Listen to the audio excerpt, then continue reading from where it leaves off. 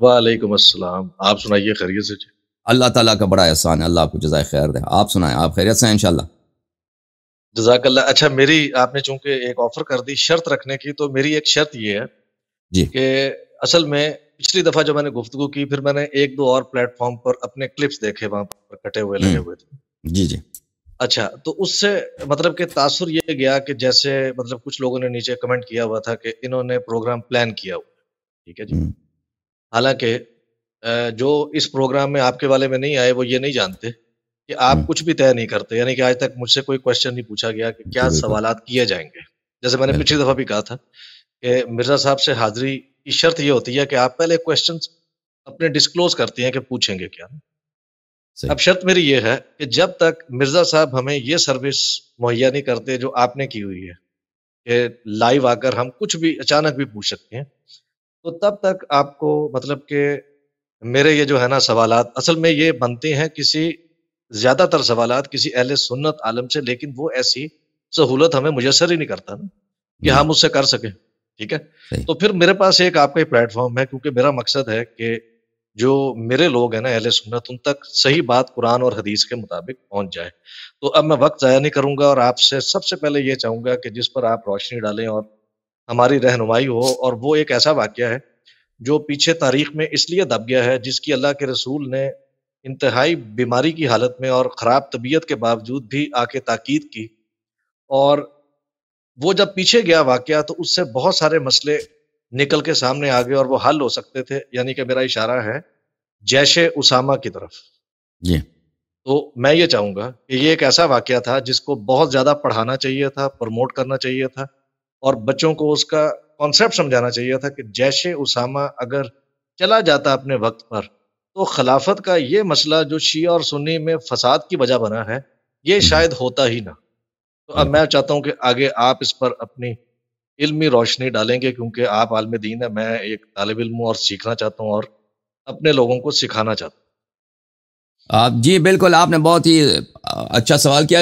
اچھا آپ میں مقدمتاً ایک بہت ہی اختصار کے ساتھ عرض کروں کہ بہت سارے لوگ ہمارے ویڈیوز کے کلپس بناتے ہیں، وہ اپنے چینل میں اس کے تمبنیلز لگاتے ہیں، بعض لوگ غلط تمبنیلز لگاتے ہیں، غلط ٹائٹلز لگاتے ہیں، ان کی ذمہ داری ہمیں اگر پتہ چلے تو ہم ان کو بتاتے ہیں۔ اگر کسی بھی ہمارے یہاں پہ کوئی مہمان یہاں پہ آتا ہے تو اگر وہ ہمیں بتا دے کہ میرے پروگرام کا کلپ بنا ہے کسی اور نے یا ہمارے ہی چینل میں اس کا جو ٹائٹل ہے ان کو پسند نہیں ہے، تو ہمیں بتا دیں تو ہم اس کو تصحیح کرانے کی کوشش کریں گے، کیونکہ جو دوسرے یوٹیوبر ہیں کیونکہ وہ ہمارے کلپ لیتے ہیں تو وہ ہم ان کو بتا سکتے ہیں کہ بھائی اس کا چینج کریں، وہ اکثر سنتے بھی ہیں، چینج کرتے بھی ہیں۔ اور یہاں پر کہ یہاں پہ مہمان آتے ہیں وہ کون سی بات کرتے ہیں یہ ہمیں پتہ نہیں ہوتا پہلے سے کہ وہ کون سا موضوع چھیڑیں گے، یہ آپ کو بالکل بخود بالکل بھی ایسے ہی۔ معلوم ہے۔ اور اکثر آ کے وہ اسی لیے آتے ہیں یہاں پر وہ کہ ہمیں پکڑ لیں سڈنلی، یعنی بغیر یعنی ایسا سوال کریں جو ہمارے ذہن میں نہ ہو، اور بہت دفعہ کامیاب بھی ہو جاتے ہیں، ایسے سوال کرتے ہیں جو ہمارے ذہن میں وہ نکل چکا ہوتا ہے، تو ہمیں سوچنا پڑتا ہے اس کا جواب کیا دے دیں، اور کبھی اس تفصیل سے جواب نہیں دے سکتے۔ جیسے ایک آدمی مطالعہ بھی فریش اس سے مطالعہ کیا، اس موضوع پہ تیاری کیا، تو ایک آدمی ہے اس نے 6 مہینے پہلے پڑھا، تو اس میں بڑا فرق ہوتا ہے۔ بہرحال آپ نے جیش اسامہ کے متعلق پوچھا، تو میرے محترم ناظرین اسی یوٹیوب چینل میں میرا ایک سیریز ہے جیش اسامہ کے موضوع پر، اس میں آپ دیکھیں وہاں پہ آپ کو بہت سارا کافی سارا مواد ملے گا تفصیل کے ساتھ۔ تو پہلی بات یہ ہے کہ رسول اللہ صلی اللہ علیہ وآلہ وسلم کوئی بھی کام وہ بغیر حکمت کے نہیں کرتے تھے، بلکہ بغیر وحی الہی کے نہیں کرتے تھے، اللہ کے حکم سے کرتے تھے۔ اور سب مسلمانوں کا اجماع اتفاق ہے کہ رسول پاک صلی اللہ علیہ وآلہ وسلم ان کو اللہ تعالیٰ نے سب سے کامل ترین عقل سے نوازا تھا، ان کے عقل میں کوئی نقصان نہیں تھا۔ رسول پاک صلی اللہ علیہ وسلم نہایت ہی حکیم، نہایت ہی عاقل اور نہایت ہی مدبر لیڈر تھے۔ رسول اللہ صلی اللہ علیہ وسلم اپنے آخری ایام میں ایک لشکر کا اہتمام کرتے ہیں، اس لشکر کا لیڈر وہاں پہ پہلی بات ہے کہ لشکر میں سارے صحابہ کو داخل کر دیتے ہیں، صحابہ جتنے ہیں، جتنے مشہور معروف صحابہ انصار سے قریش سے، ان سب کو اس لشکر میں شامل کرتے ہیں۔ دوسری بات یہاں پہ یاد رکھیے کہ اس کا ٹائم فریم کب ہے، یہ ٹائم فریم ہے رسول پاک صلی اللہ علیہ وسلم کے وفات سے بہت ہی کم عرصے پہلے، اور رسول پاک صلی اللہ علیہ وسلم خود جب بھی خبر دے چکے ہیں کہ میری وفات ہونے والی ہے، تو ہم لوگوں کو تو پتہ نہیں ہوتا کہ ہم کب مریں گے، لیکن اللہ کو پتہ ہوتا ہے کہ ہم کب مریں گے۔ وہ اگر اللہ اپنے حبیب صلی اللہ علیہ وسلم کو خبر دے دے کہ آپ کی موت عنقریب ہونے والی ہے، تو اس میں شک کرنے والا کافر ہی ہوگا، مسلمان تو اس میں شک نہیں کر سکتا۔ تو رسول پاک صلی اللہ علیہ وسلم نے خبر بھی دیا۔ اگلی بات یہ ہے کہ میرے محترم ناظرین، رسول پاک صلی اللہ علیہ وسلم کے جو غزوات ہوتے تھے اور جو سرایا ہوتے تھے، ان کا طریقہ کار یہ ہوتا تھا کہ بعض میں خود بنفس نفیس حضرت رسالت پناہ صلی اللہ علیہ وسلم شریک ہوتے تھے، بعض میں وہ خود نہیں جاتے تھے، لشکر کو بھیجتے تھے۔ تو جن جنگوں میں وہ خود شریک ہوئے ان کو غزوہ کہتے ہیں، جن جنگوں میں وہ خود نہیں گئے ان کو سریہ کہتے ہیں۔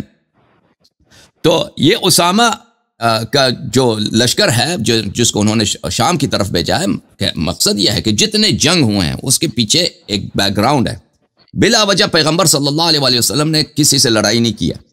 جتنے جنگ ہوئے ہیں تو وہاں پہ یہ ہوا کہ یا تو جانب مقابل نے یعنی کفار نے وہاں پہ تہیہ کر رکھا ہے کہ مسلمانوں پہ حملہ کریں، یا یہ ہے کہ وہاں پہ کسی مسلمان قافلے کے ساتھ یا مسلمان قبیلے کے ساتھ یا کچھ لوگ تبلیغ کے لیے گئے تھے، ان پہ زیادتی ہوئی ہے اس لیے یہاں پہ جنگ ہوئی ہے، یا مثلا کوئی وہاں پہ بت پرست لوگ تھے ان کو دعوت دینے کے لیے بلا وجہ کبھی پیغمبر صلی اللہ علیہ وآلہ وسلم نے کسی لشکر کو کہیں نہیں بھیجا۔ کتب مغازی میں جب آپ دیکھتے ہیں تو ہر غزوہ کے پیچھے، ہر غزوہ سے پہلے یا ہر جنگ سے پہلے، ہر سریہ سے پہلے اس کے وجوہات ہوتے ہیں کہ یہ کیوں پیش آیا یہ جنگ۔ اب رسول پاک صلی اللہ علیہ وآلہ وسلم اپنے آخری ایام میں سب صحابہ، سینئر صحابہ کو جمع کرتے ہیں، لشکر بناتے ہیں اور اس کو کہاں ڈسپیچ کرتے ہیں، بھیجتے ہیں کس مشن پہ؟ شام تک۔ اور یہ بہت ہی مشکل کام ہے۔ آپ کسی دن 1 گھنٹے پیدل چلیں نا، آپ کو پتہ چلے گا 1 گھنٹہ پیدل چلیں، اب 2 گھنٹے پیدل چلیں، 3 گھنٹے پیدل چلیں، 4 گھنٹے پیدل چلیں، 5 گھنٹے، وہ تو آپ کو پتہ چلے گا کتنی تکلیف کی بات ہوتی ہے، یہ آسان کام نہیں ہے۔ اب یہاں اس گرمی کے حالت میں، صحرا میں، وہ مدینے کو دیکھ لیں اور شام کی بارڈر کو دیکھیں، موتا تک، وہاں تک، تبوک تک، موتا تک جانا۔ غزوہ تبوک جو رسول پاک صلی اللہ علیہ وآلہ وسلم اس میں خود بھی شریک ہوئے تھے، اسی لیے یوم العسرہ اس کو کہا گیا، سختی کا دن، کیونکہ وہ فاصلہ اتنا دور ہے، پانی کی کمی ہے، سخت صحرا میں، حجاز میں وہاں پہ سردیوں میں بھی وہ شدید گرمی ہوتی ہے، صحرا میں وہاں پہ دن کے وقت، چاہے سردی کا موسم، جنوری کا بھی موسم ہونا، وہاں پہ بھی گرمی ہوتی ہے۔ جو لوگ مکہ مدینہ گئے وہ جانتے ہیں کہ وہاں پہ ایئر کنڈیشن وغیرہ چلانا پڑتا ہے سردیوں میں بھی، تو اس حالت میں جانا وہاں پہ بہت تکلیف کی بات ہے۔ اب ان صحابہ کو جمع کیا ہے، وہ ان کو بھیج رہے ہیں کہاں پہ؟ موتا کی طرف۔ وجہ کیا؟ وجہ کچھ بھی نہیں ہے۔ بات یہ ہے، میں دعوت دیتا ہوں اپنے بھائیوں سے، کہ برادران مسلمین سے، علماء سے، کہ وہ ہمیں بتا دیں کہ اس غزوے کا سبب کیا تھا، اس سریے کا سبب کیا تھا۔ اسامہ ابن زید ابن حارثہ کہ انہوں نے لشکر بھیجا بلا وجہ، اگر وہاں پہ کوئی کسی کے ساتھ زیادتی ہوئی ہے وہ بتا دیں۔ وہاں پہ مثلا کوئی مسلمان قبیلہ رہتا ہے، اس پہ کفار نے حملہ کیا، وہاں پہ کوئی جڑپ ہوئے، یا وہاں پہ شام والوں نے، شام کے امپائر نے وہاں پہ ایسے لشکر جمع کیا ہے کہ وہ مسلمانوں پہ حملہ کریں، جیسے غزوہ تبوک تھا۔ غزوہ تبوک اس پیغمبر صلی اللہ علیہ وسلم بلا وجہ ادھر ایسے نہیں گئے تھے، سب مسلمانوں کو لے کر وہ اس لیے گئے تھے کہ وہاں پہ رپورٹ آئی تھی کہ شام والوں نے بہت بڑا لشکر بنایا کہ وہ مسلمانوں پہ حملہ کرنا چاہتے ہیں، تو رسول پاک صلی اللہ علیہ وسلم وہاں پہ گئے تھے، لیکن شام والے جا چکے تھے، لڑائی نہیں ہوئی۔ غزوہ سریہ اسامہ ابن زید میں یہاں پہ کسی قسم کی وہاں سے تھریٹ نہیں تھا۔ تو یہ وجہ کیا ہے کہ رسول پاک صلی اللہ علیہ وسلم اس بہت ہی سینسیٹیو ٹائم میں، بہت ہی کریٹیکل ٹائم میں، بہت ہی نازک اور حساس مرحلے میں، کہ خود دنیا سے جانے والے ہیں، سینئر صحابہ کو، کہ جو بھی صحابہ خلیفہ بننا چاہتا ہے یا بن سکتا ہے، اس کے متعلق کسی کو وہم ہو سکتا ہے کہ خلیفہ بن جائے، ان کو ایک لشکر میں شامل کرتے ہیں اور ان کو ڈسپیچ کرتے ہیں ایک ایسا دور سفر پر کہ وہ 2-3 مہینے تک واپس نہیں آئیں گے۔ اس میں یقیناً 2-3 مہینے لگیں گے ان کو، کم از کم 2 مہینے، 2 مہینے 3 مہینے لگیں گے آنے جانے میں۔ اور پھر رسول پاک صلی اللہ علیہ وسلم کی حکمت دیکھیں کہ وہاں پر اس لشکر کا کمان کس کے ہاتھ میں دیا ہے؟ ایک 15 سالہ لڑکے کے ہاتھ میں۔ سبحان اللہ، اتنے سینئر صحابہ ہیں، وہاں پہ ایک 15 سالہ لڑکا، وہ لڑکا بھی کیسا لڑکا ہے؟ وہ ام ایمن کا صاحبزادہ ہے۔ ام ایمن جو تھی حبشی تھی، ام ایمن کالی تھی، اور ان کا گرچہ ان کا اسامہ کے والد صاحب زید وہ کالا نہیں تھا، وہ عرب تھا، لیکن اسامہ اپنی ماں کی وجہ سے وہ بالکل کالا، اس کے اگر وہ میرا سیریز دیکھیں تو آپ دیکھیں گے، میں آپ کو وہاں پہ میں نے بہت سارے اسامہ شکل کے لحاظ سے اس سے فرق نہیں پڑتا، یعنی انسان کی جو شکل ہے اس کا انسان بد شکل ہو سکتا ہے، لیکن اگر کردار اچھا ہو تو اچھی بات ہے، لیکن وہ شکل سے بالکل کالا تھا، ناک اس کی بالکل چپٹی تھی، بالکل جیسے رات ہوتا ہے، اس تواریخ میں یہ الفاظ ہیں کہ وہ رات کی سیاہی کی طرح سیاہ تھا، اور وہ بھی 15 یا 16-17 سال کا نوجوان لڑکا ہے۔ اس کو اس لشکر کا کمانڈ بنا دیا. اور اسی بات پر، کیونکہ یہ عرب جو تھے، عربوں کے سردار ہوتے تھے، سینئر صحابہ بیٹھے ہیں، ان کو یہ بات بری لگی ہے. اور رسول پاک صلی اللہ علیہ وسلم ایک ایسی شخصیت ہے، مدبر شخصیت ہے کہ وہ دیکھیں ہم اور آپ جو کام کرتے ہیں نا، اپنے افعال کے نتائج کی طرف ہم توجہ دیتے ہیں. ابھی آپ یہاں پہ تشریف لائیں، میں کس انداز سے آپ سے گفتگو کروں گا، بالکل میری دھیان ہے کہ میں اگر غلط جملہ آپ سے بولوں تو آپ کو برا لگے گا، آپ کے گھر والوں کو برا لگے گا، لوگ مجھے کیا کہیں گے کہ اللہ یاری دیکھ اپنے مہمان کے ساتھ اس نے کیا کیا. رسول اللہ صلی اللہ علیہ وسلم بالکل اپنے افعال کے معانی کو جانتے ہیں کہ جب وہ ایک ایسا نوجوان جس کا اسلام میں کوئی سابقہ ہے نہیں، کوئی نہ، اور اس کے بعد بھی، اس واقعے سے پہلے بھی، اس واقعے کے بعد بھی اسامہ کی کوئی بہادری نہیں ہے اسلام میں. ایک بہادری ہے اس نے بے گناہ، ایک لشکر میں اس نے ایک بے گناہ آدمی کو قتل کیا تھا. تواریخ میں ملتا ہے، جماعت مخالفین خود انہوں نے روایت کی کہ اسامہ ایک غزو، اب مجھے یاد نہیں کس غزوے میں تھا، ایک آدمی نے کلمہ پڑھا تھا، اس کے بعد اسامہ نے اس کو قتل کیا تھا. رسول پاک صلی اللہ علیہ وسلم اس پہ بڑے غصے ہوئے تھے کہ اسامہ تم نے ایسا کیوں کیا. بار بار رسول پاک صلی اللہ علیہ وسلم نے اس پہ غضب کہ جب اس نے کلمہ پڑھا تھا، ٹھیک ہے میدان جنگ میں ہے، لیکن ایک دفعہ اس نے کلمہ شہادتین پڑھی ہے تو تجھے اس کو قتل کرنے کا حق نہیں. یعنی ایک ایسا شخص جس کی بہادری کی کوئی وہ نہیں ہے، کوئی کارنامہ نہیں ہے، جس کا فقہ میں، تفسیر میں، سنت میں کوئی بڑا عالم کچھ بھی نہیں ہے، اور وہ کسی بڑے خاندان سے بھی ایک غلام ہے، اس کو صحابہ کا سردار بنایا. اور ان کو کہاں بھیج رہا ہے؟ اتنی دور سفر پر. اور کس لیے بھیج رہا ہے؟ کوئی وجہ ہے نہیں. شاید بعض لوگ کہہ دیں کہ یہ غزوہ موتا کی جو ہے اس کا بدلہ لینے کے لیے. غزوہ موتا 2 سال پہلے ہوا تھا یا 3 سال پہلے ہوا تھا. غزوہ موتا ابھی تو نہیں ہوا ہے. اگر غزوہ موتا کا بدلہ لینا تھا پیغمبر صلی اللہ علیہ وسلم اسی وقت 1 مہینے کے بعد، 2 مہینے کے بعد، 3 مہینے کے بعد، 4 مہینے کے بعد لے لیتے نا. اور خود پیغمبر نے بھی کبھی نہیں بولا کہ میں اس لیے بھیج رہا ہوں کہ یہ غزوہ موتا کا، اس میں جو زید بن حارثہ شہید ہو گئے تھے، عبداللہ بن رواحہ شہید ہو گئے تھے، حضرت جعفر طیار رضوان اللہ تعالی علیہم، یہ بڑے بڑے لوگ شہید ہو گئے تھے، اس کا بدل یہ کوئی حدیث، کوئی روایت نہیں ہے. اور نہ کسی صحابی کا قول ہے کہ یہ موتا کا. یہ بعد میں، کیونکہ ان لوگوں کے پاس کوئی دلیل نہیں ملا کہ یہ کیوں آخر پیغمبر نے ایسا کیا ہے. اور جو اصل دلیل ہے وہ نہیں کہنا چاہتے کہ پیغمبر صلی اللہ علیہ وسلم اصل دلیل کیا ہے کہ اسامہ کے لشکر کو بھیج رہے ہیں. وہ کوئی دلیل نہیں ملا، کہہ رہا کہ وہ اس کا بدلہ لینا. اس بدلہ لینا ابھی وقت، ابھی ٹائم ہے آپ کو. جب آپ کو پتہ ہے کہ ابھی آپ کی وفات ہونے والی ہے تو ابھی اس کا بدلہ لے. 2 سال پہلے کیوں نہیں لیا؟ اسی وقت لے لیتے. اور آپ ان کو، اسامہ گیا بھی ہے وہاں پہ، اس کو کوئی، اسامہ کا جب لشکر گیا نا وہاں پہ اس کو کوئی نہیں ملا ہے. ایسے صحرا میں گھوم کے واپس آئے وہ لوگ، شام کے بارڈر تک گئے. اچھا، میں جب ابوبکر کی خلافت میں. جی سر. جی ایک چھوٹا سا کویسچن کہ اس میں اتنے بڑے صحابہ کرام شامل تھے، یعنی کہ حضرت ابوبکر، حضرت عمر، یہ سب شامل تھے اس سریہ کے اندر؟ جی بالکل، ابھی میں بتا رہا ہوں. تو عرض یہ ہے میرے محترم ناظرین کہ رسول پاک صلی اللہ علیہ وآلہ وسلم نے ابو بکر، عمر، عثمان، ان کو آخر تک، ابو بکر جو ہے نا اسامہ کو امیر کہہ کے پکارتا تھا، امیر کہہ کے پکارتا تھا آخر تک. تو ان سب کو شامل کیا تھا. وہ ابھی اس کے بات کریں گے انشاءاللہ تبارک و تعالی. بات یہاں پر ہے میرے محترم ناظرین، تو وجہ کیا کہ پیغمبر نے ان کو بھیجا. واضح بات ہے، میں نے عرض کیا کہ پیغمبر ایک مدبر لیڈر ہیں. وہ چاہتے ہیں کہ جیسے یہ اہل بیت علیہ السلام کے احادیث میں، یہ میری باتیں نہیں ہیں، کہ اہل بیت علیہ السلام نے فرمایا ہے کہ رسول پاک صلی اللہ علیہ وسلم چاہتے تھے کہ ان کے بھائی کا جو خلافت ہے، حضرت امیر المؤمنین علیہ السلام کی خلافت، ان کی بیعت بغیر کسی چیلنجر کے، کہ وہاں پہ کوئی ایسا حزب اختلاف مدینے میں موجود نہ ہو کہ جو بھی شخص مخالفت کر سکتا ہے، اپنے لیے خلافت کا ادعا کر سکتا ہے، ان کے وفات کے بعد وہ ان کا وجود ہی نہ ہو، وہ مدینے سے باہر ہوں، دور ہوں.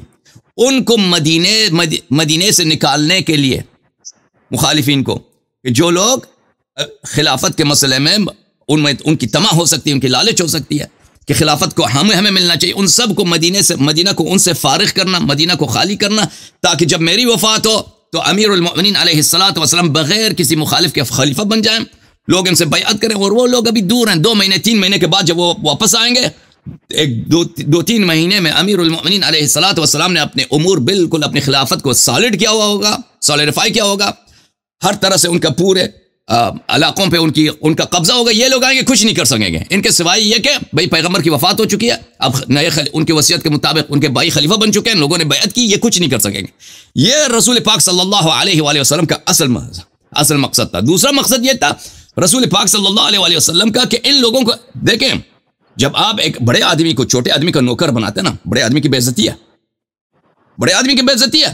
اگر ابھی میں آپ ہیں بزرگ عمر ہے آپ کی، اگر کوئی شخص کہہ دے آپ کا 15 سالہ لڑکا ہے، اس کی بات مان لو، تم اس کی نوکری کرو، اس کی خدمت کرو، تو یہ آپ کے لیے بے عزتی ہے. رسول پاک صلی اللہ علیہ وسلم جتنے صحابہ تھے میرے عزیزوں، کہ وہ کیا کرنا وہ جن کے دماغ میں خلافت کی ہوا تھی، خلافت کی لالچ تھی، ان سب کو اسامہ کا سپاہی بنا کر، اسامہ ایک 15 16 17 لڑکا ہے جس کی کوئی نہ بہادری ہے، کچھ بھی نہیں ہے، نہ کوئی بڑے خاندان سے، نہ عالم ہے، کچھ بھی نہیں ہے. اسامہ کا غلام بنا کر، اسامہ کا نوکر بنا کر، اسامہ کے سپاہی بنا کر، اسامہ کو ان پر امیر بنا کر رسول اللہ صلی اللہ علیہ وآلہ وسلم نے ابد تک، قیامت تک کے جتنے مسلمان آئیں گے ان کو پتہ چلے گا کہ یہ خلافت کے اہل نہیں ہیں. اگر یہ اہل ہوتے تو اس لشکر کا ان کا لیڈر بنا لیتا، اس لشکر کا ان کو لیڈر بنا لیا ہوتا پیغمبر صلی اللہ علیہ وآلہ وسلم نے. بھئی اگر کیوں بھئی ہمارے جو فرقہ ہیں، ہم شیعہ حضرات، ہمارے بہت سارے دلائل، ایک دلائل میں سے یہی دلیل ہے کہ رسول پاک صلی اللہ علیہ وسلم نے کبھی بھی ابو بکر عمر کو کوئی عہدہ نہیں دیا اپنی حیات میں، کوئی بھی عہدہ نہیں دیا، کبھی بھی کوئی عہدہ نہیں دیا. آخر میں آخری جو عہدہ دیا تھا ان کا کیا تھا؟ یہی تھا کہ ابو بکر عمر کیا بنے؟ اسامہ کے سپاہی بنے، اسامہ کی خدمت کریں. اچھا جی، یہاں پر کیا ابو بکر اور عمر یہ اس لشکر میں شامل تھے؟ میں آپ کی خدمت میں عرض کروں کہ اس کے بہت سارے دلائل ہیں. ابھی اگر میرے سیریز میں چلے جائیں تو اس میں آپ کو ملے گا.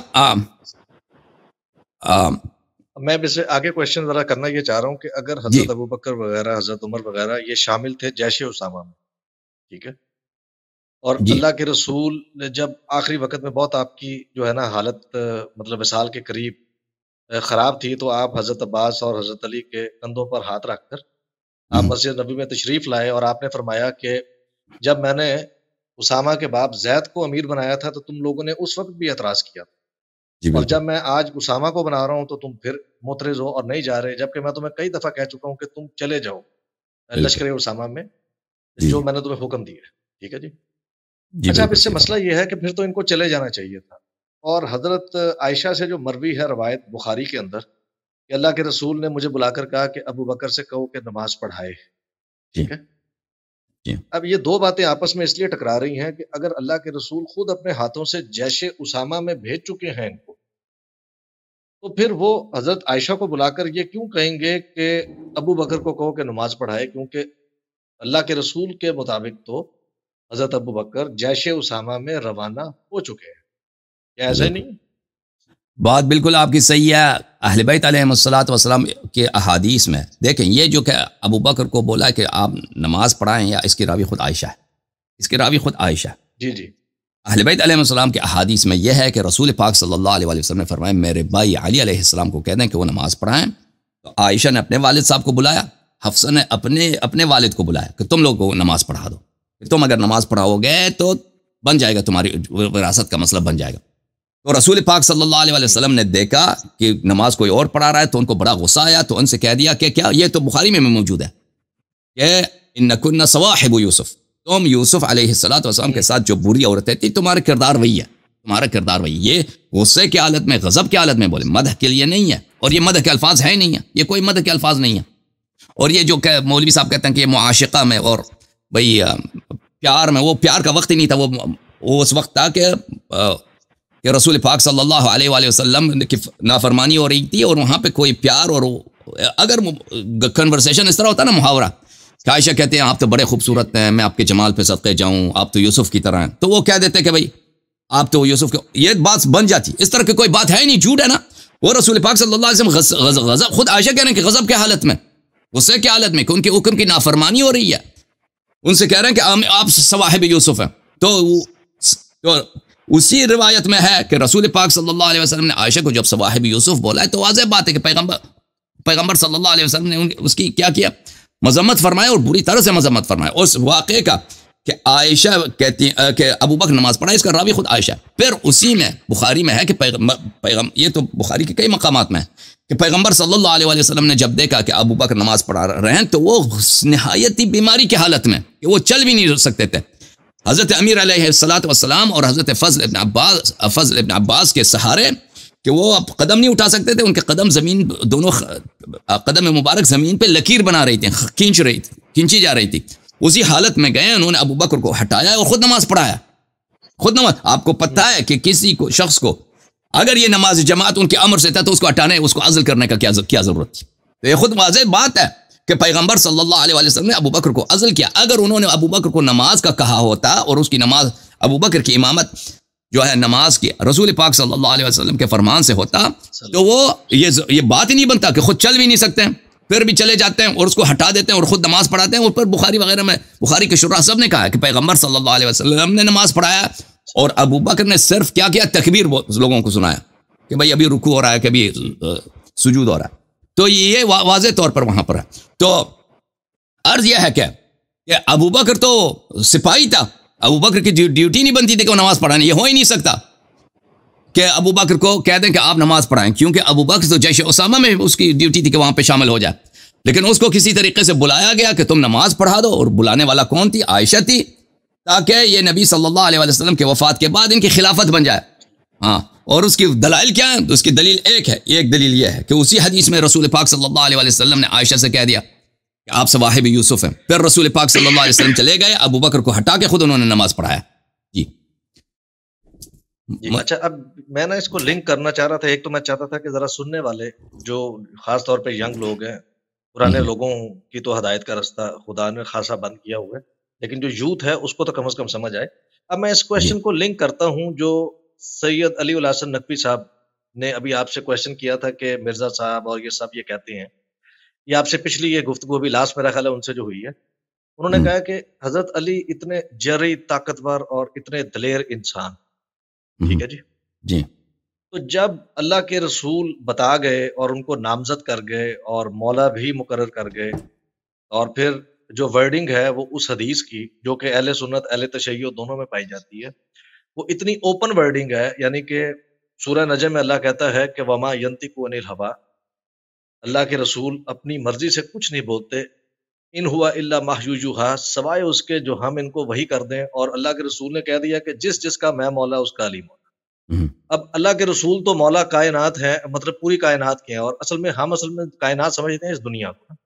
تو کائنات میں تو جبرائیل بھی ہے، اور خدا کو چھوڑ کر پوری کائنات کے مولا اگر محمد رسول اللہ ہیں تو اللہ نے نامزد کر دیا مولا علی کو. اور وہ ان کا سوال یہ تھا کہ جب اس سطح پر ان کی نامزدگی ہو گئی تو پھر انہوں نے تلوار کیوں نہ اٹھائی؟ ان کی تلوار کو زنگ لگ گئی تھی، وہ جنگ کرنا بھول گئے تھے. یہ ہمارے اہل سنت جتنے بھی ہیں یہ کوشچن اٹھاتے ہیں، اور اس کے بعد آگے جو بچے ہوتے ہیں ان کو بے بس کر دیتے ہیں، کیونکہ ان کو سمجھ نہیں آتی کہ مولا علی جیسا ایک ایسا انسان، یعنی کہ کوئی بھی آج تک ان پر میدان جنگ میں سبقت نہیں لے جا سکتا. عمر بن عبد